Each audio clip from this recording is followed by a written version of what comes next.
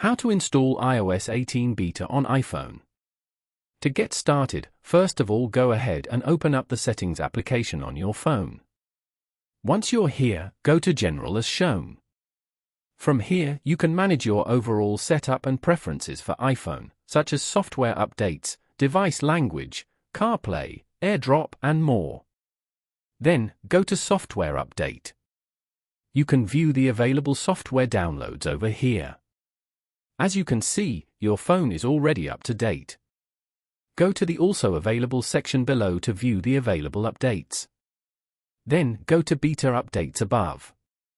From here, choose the beta update you want to install. For example, iOS 18 Public Beta. Following these steps, you can easily install iOS 18 beta on iPhone. Thank you for watching.